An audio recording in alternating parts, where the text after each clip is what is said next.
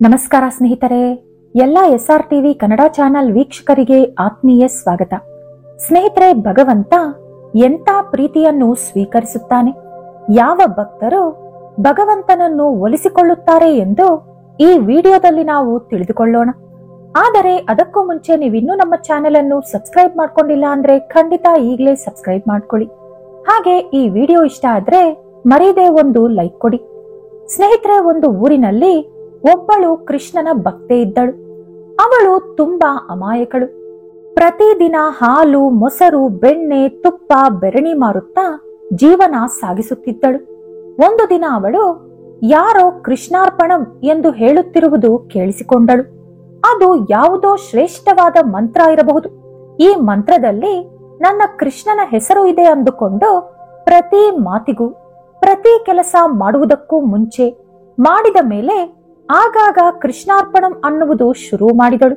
ಈ ಪದ ಅವಳಿಗೆ ಎಷ್ಟು ಅಭ್ಯಾಸ ಆಗಿತ್ತು ಅಂದರೆ ಅವಳು ಎದ್ದ ತಕ್ಷಣ ಕೃಷ್ಣಾರ್ಪಣಂ, ಮಲಗೋ ಮುಂಚೆ ಕೃಷ್ಣಾರ್ಪಣಂ, ತಿನ್ನುವುದಕ್ಕೂ ಮುಂಚೆ ಕೃಷ್ಣಾರ್ಪಣಂ, ತಿಂದ ನಂತರ ಕೃಷ್ಣಾರ್ಪಣಂ, ಹೊರಗೆ ಹೋಗೋ ಮುಂಚೆ ಕೃಷ್ಣಾರ್ಪಣಂ, ಮನೆಗೆ ಬಂದ ತಕ್ಷಣ ಕೃಷ್ಣಾರ್ಪಣಂ, ಕಸ ಗುಡಿಸುವಾಗ ಕೃಷ್ಣಾರ್ಪಣಂ, ಹಾಲು ಹಿಂಡುವಾಗ, ಆ ಹಾಲು ಮಾರುವಾಗಲೂ ಕೃಷ್ಣಾರ್ಪಣಂ.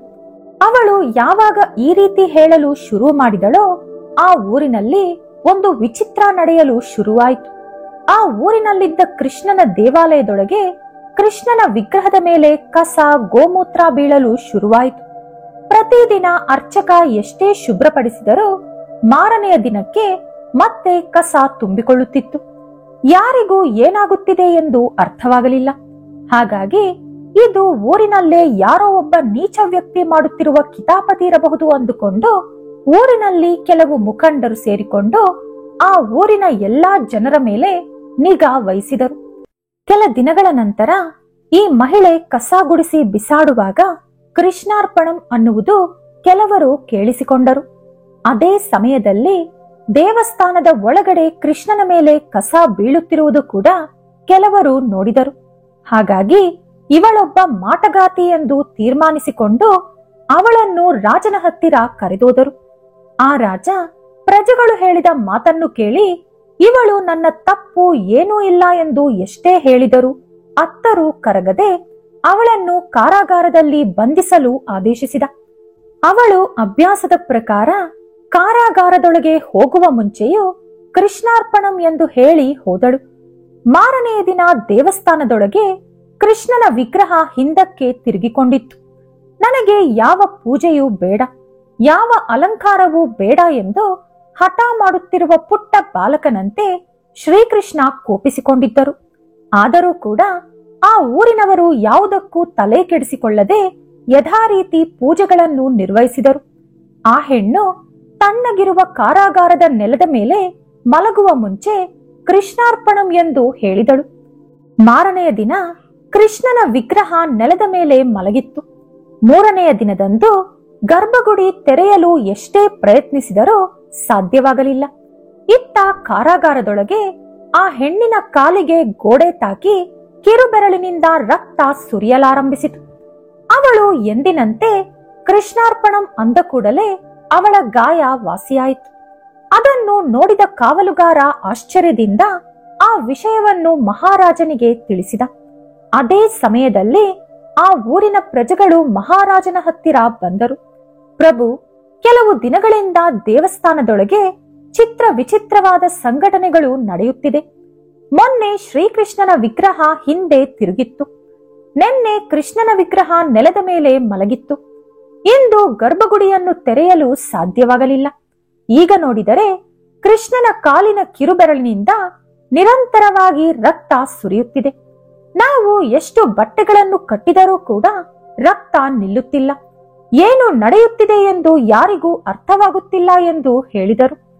ಮಹಾರಾಜ ಆ ಕೂಡಲೇ ಕಾರಾಗಾರದೊಳಗಿರುವಂತ ಆ ಮಹಿಳೆಯನ್ನು ಕರೆದು ಇದ್ದಕ್ಕಿದ್ದಂತೆ ನಿನ್ನ ಕಾಲಿನ ಗಾಯ ಯಾವ ರೀತಿ ವಾಸಿಯಾಯಿತು ಎಂದು ಕೇಳಿದರು.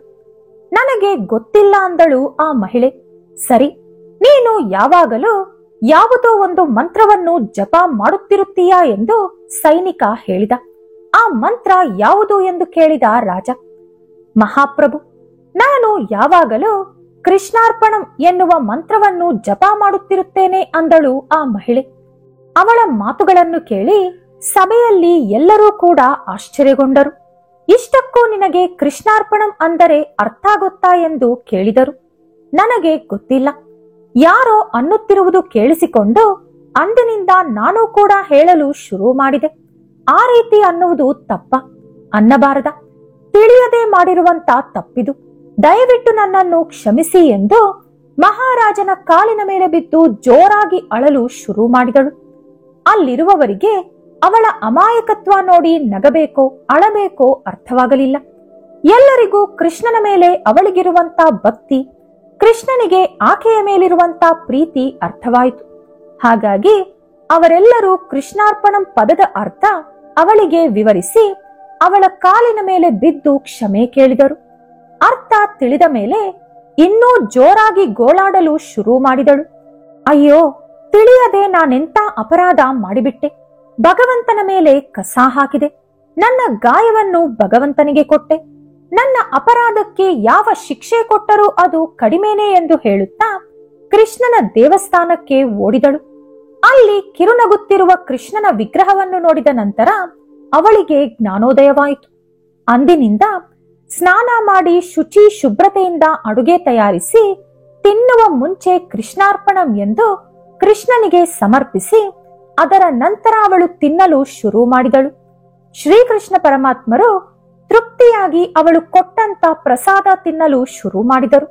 ಈ ಸಕಲ ಚರಾಚರ ಸೃಷ್ಟಿಕರ್ತನಾದ ಆ ಭಗವಂತ ತನಗೆ ಬೇಕಾದ್ದನ್ನು ತಾನು ತೆಗೆದುಕೊಳ್ಳಬಲ್ಲ. ಒಬ್ಬ ತಂದೆ ಮಕ್ಕಳು ಕೊಟ್ಟ ಎಂಜಲು ಪದಾರ್ಥವನ್ನು ಕೂಡ ಯಾವ ರೀತಿ ಪ್ರೀತಿಯಿಂದ ತಿನ್ನುತ್ತಾರೋ ಅದೇ ರೀತಿ ಭಕ್ತರು ಪ್ರೀತಿಯಿಂದ ಕೊಡುವಂತ ಯಾವುದೇ ಪ್ರಸಾದವನ್ನು ಕೂಡ ಪ್ರೀತಿಯಿಂದ ಆ ಪರಮಾತ್ಮ ಸ್ವೀಕರಿಸುತ್ತಾನೆ. ಅವರ ನೆಚ್ಚಿನ ಭಕ್ತಿಯ ಭಕ್ತಿ ಭಾವನೆಯನ್ನು ಈ ಲೋಕಕ್ಕೆ ಸಾರುವುದಕ್ಕಾಗಿ ಕಸವನ್ನು ಸಹ ತಲೆಯ ಮೇಲೆ ಹಾಕಿಕೊಂಡಂತ ಆ ಪರಮಾತ್ಮನ ಲೀಲೆಯನ್ನು ವರ್ಣಿಸಲು ಪದಗಳೇ ಇಲ್ಲ. ಈ ವಿಡಿಯೋ ನಿಮಗೆ ಇಷ್ಟವಾದರೆ ಲೈಕ್ ಮಾಡಿ, ಶೇರ್ ಮಾಡಿ. ಇಂಥ ಹೆಚ್ಚಿನ ಉತ್ತಮ ಕಥೆಗಳಿಗಾಗಿ ತಪ್ಪದೇ ನಮ್ಮ ಚಾನೆಲ್ ಅನ್ನು ಸಬ್ಸ್ಕ್ರೈಬ್ ಮಾಡ್ಕೊಳ್ಳಿ. ನಾಳೆ ಮತ್ತೊಂದು ವಿಡಿಯೋದೊಂದಿಗೆ ಪುನಃ ಭೇಟಿಯಾಗೋಣ. ಧನ್ಯವಾದಗಳು.